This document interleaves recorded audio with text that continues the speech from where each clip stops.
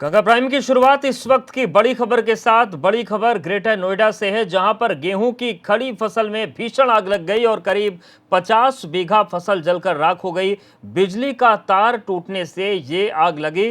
दनकौर कोतवाली के राजपुर कला की ये घटना है। तो ग्रेटर नोएडा की तस्वीर और उत्तर प्रदेश के कई क्षेत्रों से, कई जिलों से इस तरीके की तस्वीरें सामने आ चुकी हैं, जहां पर किसानों का भारी नुकसान हुआ है। और हर जगह लगभग यही कारण आ रहा है कि जो खेत हैं, जहां पर फसलें तैयार खड़ी हैं गेहूं की, शॉर्ट सर्किट की वजह से आग लगी। और ऐसी ही तस्वीर अब ग्रेटर नोएडा से भी सामने आई है, जहां पर गेहूं की खड़ी फसल में आग लग गई। करीब 50 बीघा फसल जलकर राख हो गई। बिजली का तार टूटने की वजह से आग लगी है। दनकौर कोतवाली के राजपुर कला की ये घटना है और तस्वीरें भी आपके सामने हैं।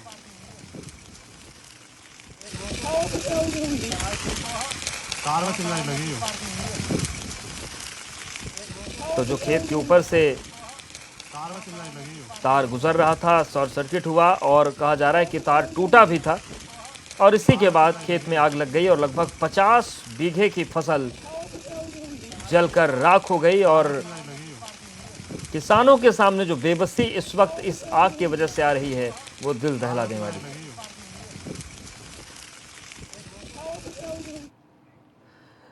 यूपी में कोरोना मरीजों का आंकड़ा 959 जा पहुंचा है। एक्टिव केस की बात करें तो आंकड़ा 1084 का है। अच्छी खबर यह है कि 108 मरीजों को डिस्चार्ज कर दिया गया है। वहीं सूबे में 17 लोगों की कोरोना की वजह से मौत हो गई। 1085 लोगों को आइसोलेशन वार्ड में रखा गया है। प्रदेश में इस समय 959 एक्टिव केसेस हैं इन्फेक्शन के कोरोना वायरस से। कुल संख्या 49 जनपदों से 1084 और 108 डिस्चार्ज हो चुके हैं। 1084 108 डिस्चार्ज हो चुके हैं। 17 लोगों की इससे दुर्भाग्यपूर्ण मृत्यु हुई है। 959 एक्टिव केसेस हैं इस समय स्टेट में। जो हमारे आइसोलेशन वार्ड्स में लोग हैं उनकी संख्या है 1050। 1050 लोगों को हॉस्पिटल्स में आइसोलेशन वार्ड में रखा गया है और मेडिकल क्वारंटाइन फैसिलिटीज जो क्रिएट की गई हैं उनमें हमने अभी तक 10,234 10,234 लोगों को हमने मेडिकल क्वारंटाइन में रखा हुआ है। और जो एज डिस्ट्रीब्यूशन है पेशेंट्स का, वो इस प्रकार है कि 0 से 20 इयर्स के एज ग्रुप में 18.5%, 21 से 40 के एज ग्रुप में 47.3%, 40 में 47.3%, सबसे ज़्यादा इसी एज ग्रुप के लोग संक्रमित हैं। 41 से 60 में 24.7% और 60 से ऊपर वाले एज जो ग्रुप है उसमें 9.4% संक्रमित है। अगर हम पुरुष और महिला का अनुपात देखें तो पुरुष 78% संक्रमित हैं कुल में से और महिलाएं 22% हैं। माननीय मुख्यमंत्री जी द्वारा पिछले 45 दिनों में देश के विभिन्न राज्यों से प्रदेश में जो आए हुए 5 लाख श्रमिक हैं उनको स्थानीय स्तर पर रोजगार उपलब्ध कराने के उद्देश्य से उन्होंने समिति का गठन किया है। यह समिति इन श्रमिकों को स्थानीय स्तर पर रोजगार के अवसर उपलब्ध कराने की दिशा में कार्य करेगी, जिससे ग्रामीण अर्थव्यवस्था को और मजबूत किया जा सकेगा। आज माननीय मुख्यमंत्री जी ने इस पर गंभीरता से चर्चा की और उन्होंने यह भी निर्देश दिया कि कृषि उत्पादन आयुक्त की अध्यक्षता में यह कमेटी गठित होगी नई। यह समिति ODOP, one district one product के तहत रोजगार सृजन के साथ साथ बैंक के माध्यम से जो लोन मेले आयोजित होते हैं वो भी सुनिश्चित करेगी। इसके अलावा रोजगार मेलों का जो आयोजन होगा तो उसमें लोग अधिक से अधिक रोजगार प्राप्त करने का अवसर भी प्राप्त करेंगे। ये किस रूप में कब होगा, ये अब जो है जैसे व्यवस्था बनेगी, लॉकडाउन जब भी खुलेगा तब इसकी फिर पूरी कार्य योजना बनाने के लिए मुख्यमंत्री जी ने आदेश दिया है। यह समिति रोजगार के ज्यादा अवसर कैसे सृजित हो इस पर सुझाव भी देगी। महिलाओं द्वारा निर्मित सामग्री के मार्केटिंग को भी उन्होंने आदेशित किया है कि ओडीओपी के जो आउटलेट्स हैं और ओडीओपी की जो योजना है उनके अंदर उनको सहयोग दिया जाए। उन्होंने कहा कि प्रत्येक जनपद में पुष्टाहार अब पहुंच चुका है, अतः बच्चों, किशोरियों, कन्याओं, गर्भवती माताओं के लिए डोर स्टेप डिलीवरी सुनिश्चित अवश्य कर ली जाए। मुख्यमंत्री जी ने कहा कि कोरोना वायरस के अंतर्गत जो कोविड-19 के अंतर्गत जो लॉकडाउन हुआ है 25 मार्च से, उनके कारण ठेला, खोंचा, रेहड़ी लगाने वाले, रिक्शा, ई रिक्शा चालक, पल्लेदार, रेलवे कुली और दिहाड़ी मजदूरों के जो रोजगार का संकट खड़ा है, इसके प्रति राज्य सरकार काफी संवेदनशील है, अत्यंत संवेदनशील है और उनके लिए भी हर संभव सहायता प्रदान करी जाए। कांग्रेस महासचिव प्रियंका गांधी ने राजस्थान के कोटा में फंसे छात्रों को वापस लाए जाने पर उत्तर प्रदेश की योगी सरकार की सराहना की है, लेकिन साथ ही प्रदेश सरकार से मजदूरों की मदद करने और उन्हें अलग अलग राज्यों से वापस लाकर उनके घरों तक पहुंचाने की अपील भी की है। सुनिए उन्होंने क्या कहा। कई दिनों से जो यूपी के प्रवासी मजदूर अलग अलग प्रदेशों में फंसे हुए हैं उनसे मैं बात कर रही हूँ। मैंने राजस्थान में, दिल्ली में, सूरत में, इंदौर में, भोपाल में, मुंबई और अन्य प्रदेशों में फंसे हुए लोगों से बात की। उनकी सबसे बड़ी समस्या क्या है? मजदूरी करने के लिए ये लोग बड़े बड़े शहरों में गए, लॉकडाउन हुआ, मजदूरी बंद हो गई, आगे चलते चलते राशन भी ख़त्म हो गया। अब 6-6 लोग, 8-8 लोग एक कमरे में बंद हैं, बाहर निकल नहीं पा रहे हैं, राशन मिल नहीं रहा है, बहुत ही घबराए हुए हैं, डरे हुए हैं और किसी भी तरह से घर जाना चाहते हैं। और हम इनको दोषी ठहरा नहीं सकते कि आप घर जाना चाहते हैं। हम और आप भी तो अपने परिवारों के साथ रहना चाहते हैं। हमें इनकी समस्या को हल करने का तरीका ढूंढना चाहिए। ये सबकी जिम्मेदारी है, मेरी है, आपकी है, हर सरकार की है। यूपी के एक एक मजदूर की जिम्मेदारी, चाहे वो कहीं भी हो, किसी भी प्रदेश में हो, किसी भी देश में हो, वो यूपी की सरकार की है। तो हम उनको ऐसे नहीं छोड़ सकते।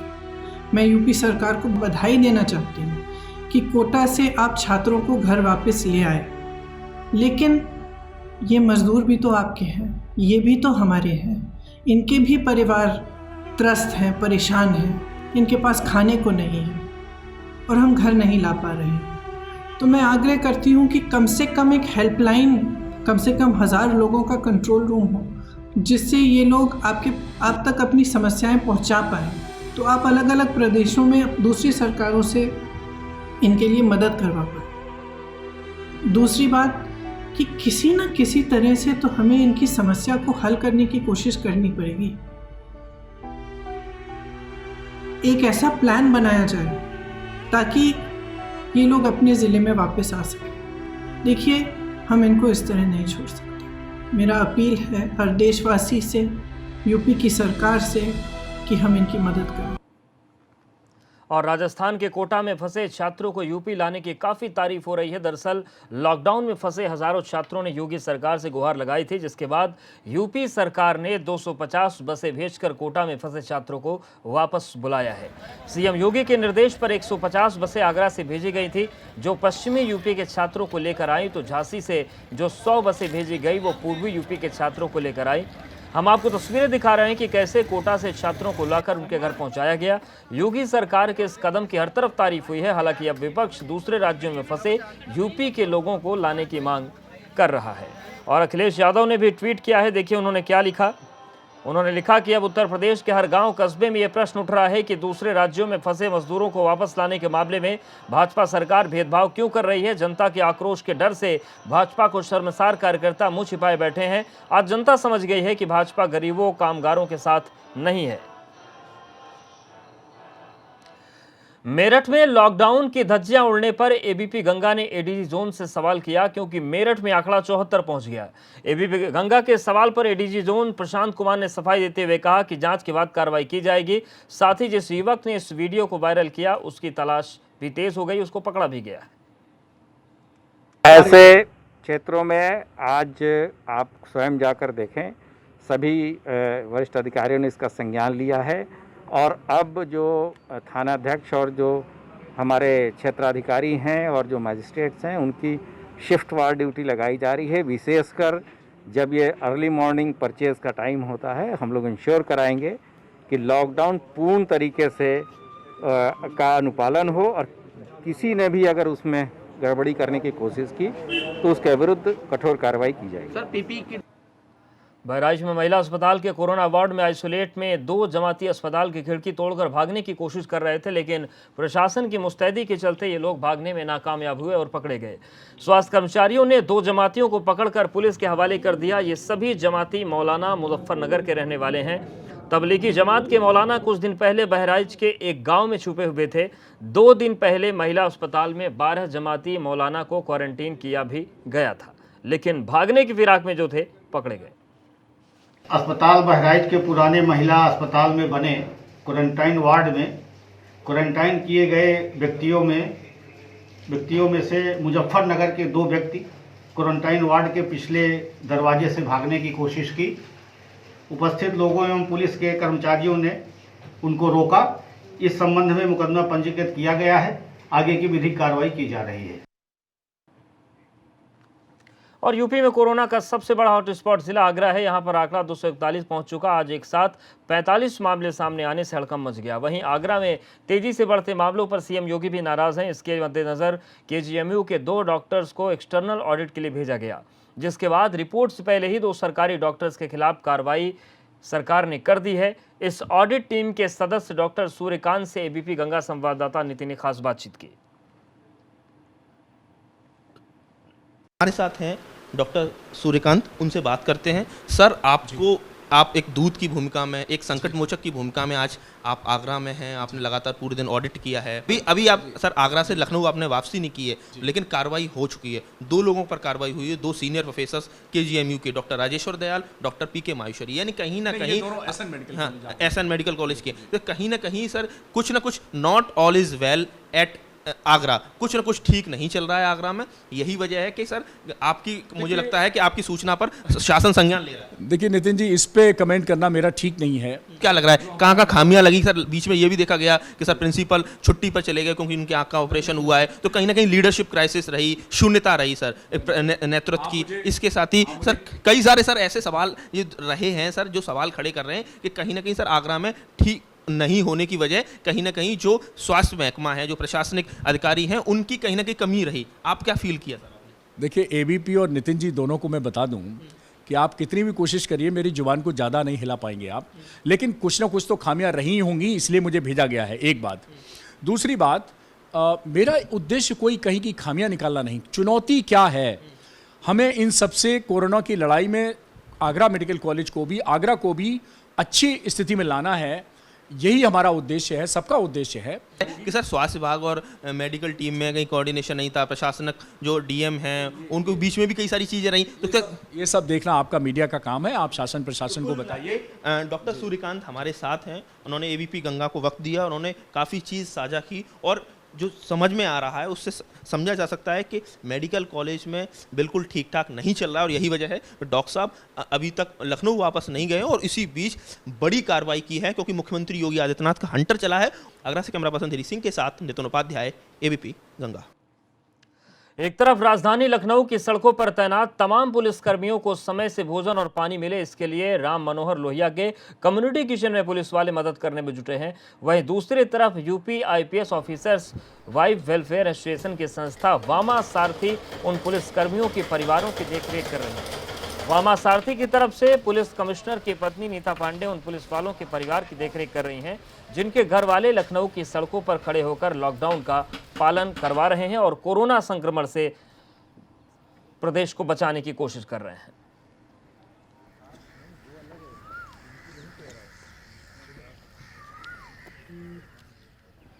हमारे पुलिस फोर्स जो लगातार काम। और इस वक्त बड़ी खबर कानपुर से आ रही है, जहां पर कोरोना के 12 नए मरीज मिले हैं। इस वक्त की बड़ी खबर, बीते 24 घंटे में 26 नए पॉजिटिव केस आए हैं। तो कानपुर में हालात ठीक पहले भी नहीं थे, लेकिन अब कह सकते हैं कि बहुत बिगड़ रहे हैं, क्योंकि कानपुर में कोरोना के 12 नए मरीज मिल गए हैं और अगर बीते 24 घंटों की बात करें तो 26 नए पॉजिटिव केस कानपुर से सामने आ गए हैं। तो इस वक्त बड़ी खबर कानपुर से है, जहां पर कोरोना के 12 नए मरीज मिले हैं। लेकिन अगर हम बीते 24 घंटों की बात करें तो फिर आंकड़े ज्यादा परेशान करते हैं। बीते 24 घंटे में 26 नए पॉजिटिव केस कोरोना के सामने आए हैं।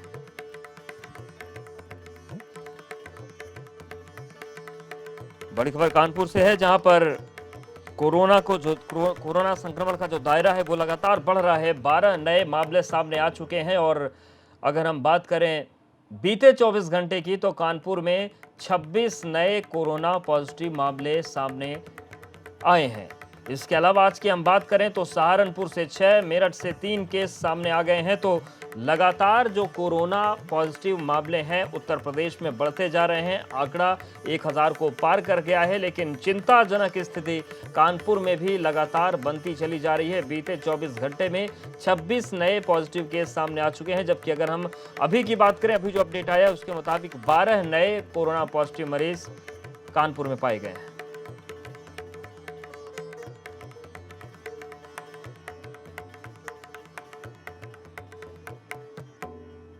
और एबीपी गंगा संवाददाता प्रभात हमारे साथ जुड़ गए हैं। प्रभात, ये जो बीते 24 घंटे में 26 पॉजिटिव केस आए और जो अभी 12 मामले सामने आए हैं, किन क्षेत्रों के हैं ये लोग? जी बिल्कुल अवधेश, आपको बताना चाहूंगा सबसे बड़ी बात तो ये है कि कानपुर में जो लैब जब से स्थापित की गई और जब से लैब से रिपोर्ट्स आ रही हैं, हर दिन में 2 बार जो ये लैब है वो उससे रिपोर्ट्स आती है, जिसमें अभी ताजा मामला जो आया है वहां पर 12 पॉजिटिव केस और सामने आया। और सबसे अहम चीज जो ये 13 हॉट स्पॉट बनाए गए थे, उसके अलावा ये एक नया हॉट स्पॉट है जो ग्वालटोली थाना क्षेत्र अंतर्गत सिविल लाइन का एरिया पड़ता है। वहां पे ये सभी 12 जो लोग हैं वो पॉजिटिव आए हैं और इस एरिया को भी अब हॉट स्पॉट बना दिया गया है।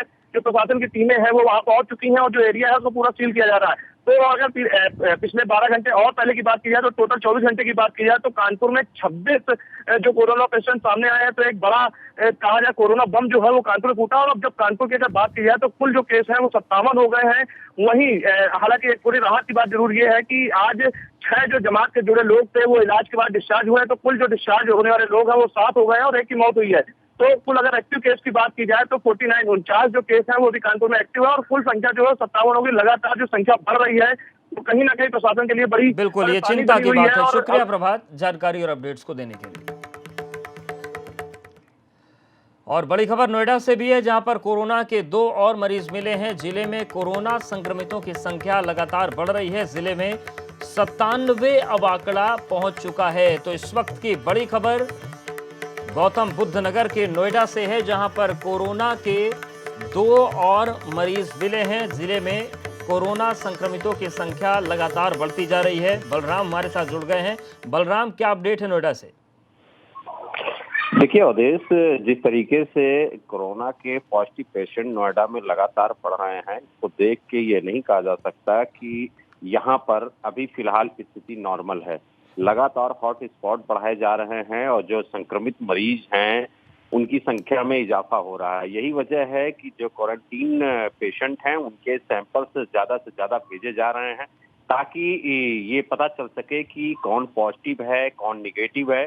और जो पेशेंट यहाँ पर क्वारंटीन थे उन्हीं में से आज 2 लोगों की पॉजिटिव रिपोर्ट आई है। तो ये आंकड़ा अब 97 पहुंच गया है और उम्मीद है कि जिस तरीके से ये पॉजिटिव आंकड़ा बढ़ रहा है, आने वाले समय में ये सैकड़ा भी पार कर सकता है, अगर जल्द ही प्रशासन ने इस पर एहतियातन कदम न उठाया तो।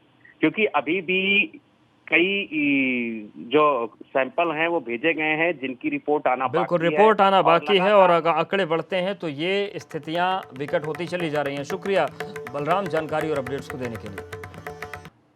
गौतम बुद्ध नगर में कोरोना संक्रमित मरीजों का आंकड़ा बढ़ता जा रहा है। नोएडा के सेक्टर 82 स्थित केंद्रीय विहार 2 को जिला प्रशासन ने हॉटस्पॉट घोषित कर दिया है। इस दौरान हाउसिंग सोसाइटी को सील कर दिया गया। एसडीएम दादरी ने सोसाइटी में 3 मई की रात 12 बजे तक आवागमन पर पूरी तरीके से प्रतिबंध लगा दिया है। आपको बता दें कि हाउसिंग सोसाइटी में कोरोना वायरस से संक्रमित मामले सामने आने के बाद ये फैसला लिया गया है। इस तरह अब जिले में 31 हॉटस्पॉट हो चुके हैं।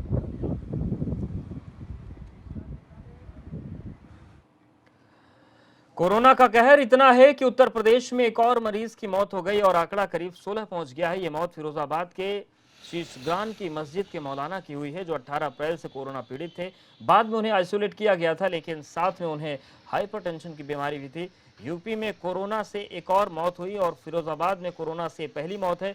कोरोना से मौलाना की मौत से हड़कंप मच गया है। फिरोजाबाद सीएमओ ने कोरोना की पुष्टि की है। कोरोना को लेकर बीते 24 घंटे कानपुर के लिए राहत और आफत दोनों लेकर आए। एक तरफ जहां 24 घंटे में 16 नए मरीज सामने आए, तो वहीं दूसरी तरफ 6 कोरोना संक्रमित मरीज ठीक होकर घर भेज दिए गए। देर रात आई रिपोर्ट में 14 और लोगों में कोरोना की पुष्टि हुई, जिसमें 7 लोग कुली बाजार तो बाकी 7 मदरसा छात्र हैं जो बिहार के रहने वाले हैं। जिले में अब कोरोना संक्रमितों की जो संख्या है वो 57 तक पहुंच गई है। 7 मरीज ठीक होकर डिस्चार्ज किए गए हैं, जबकि 1 मरीज की मौत हो चुकी है।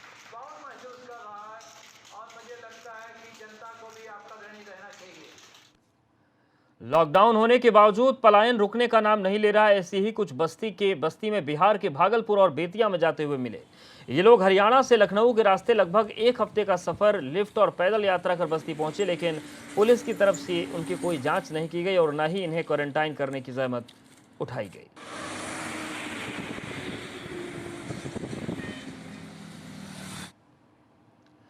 कोरोना महामारी के चलते लोग परेशान हैं। खासतौर से वो लोग काफ़ी परेशान हैं जो दैनिक मजदूरी करने वाले हैं। उनको खाने पीने की समस्या पैदा हो गई है। इसी समस्या को दूर करने की कोशिश में आजमगढ़ में जज और कोर्ट के कर्मचारियों ने पहल की है।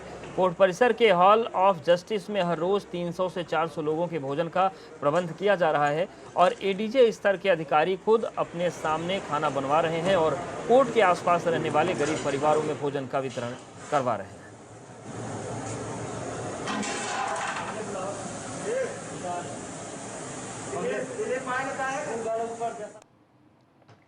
फतेहपुर में यमराज और चित्रगुप्त का वेश धारण किए कोरोना योद्धाओं ने सड़कों पर लॉकडाउन का उल्लंघन कर घूमने वालों को हिदायत दी और कहा कि खुद की जिंदगी खतरे में डाल दूसरों की जिंदगी से खिलवाड़ करना ठीक नहीं है।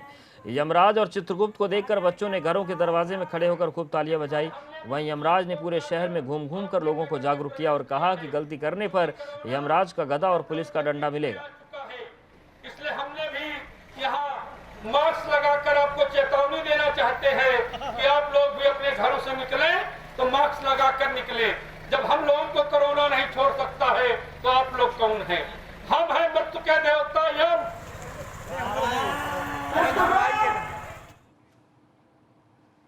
अमरोहा में लॉकडाउन का पालन कराने के लिए अमरोहा पुलिस ने एक नया तरीका निकाला। शहर की सकरी गलियों में लोगों को घरों से न निकलने और समझाने के लिए अब अमरोहा पुलिस साइकिल पर बैठकर काम कर रही है। अमरोहा पुलिस की इस पहल में एसपी और एसडीएम ने खुद साइकिल पर सवार होकर सकरी गलियों में लॉकडाउन की हकीकत जानी और नियम तोड़ने वालों के खिलाफ कार्रवाई भी की। इस दौरान अधिकारियों ने लोगों से लॉकडाउन का पालन करने की भी अपील की।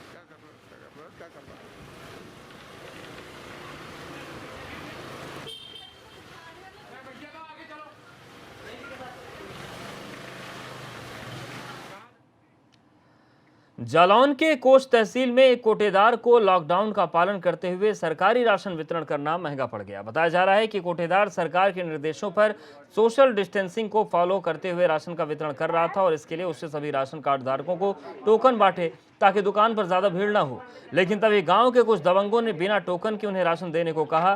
कोटेदार ने बिना टोकन के राशन देने से मना किया, जिस पर गुस्साए दबंगों ने कोटेदार के साथ मारपीट शुरू कर दी। उसकी ई पास मशीन तोड़ डाली। पुलिस ने मामले में कार्रवाई करते हुए 4 लोगों के खिलाफ मुकदमा दर्ज कर एक आरोपी को गिरफ्तार कर लिया है। और इस बुलेटिन फिलहाल इतना ही, लेकिन आगे जरूर देखिए उत्तराखंड प्राइम।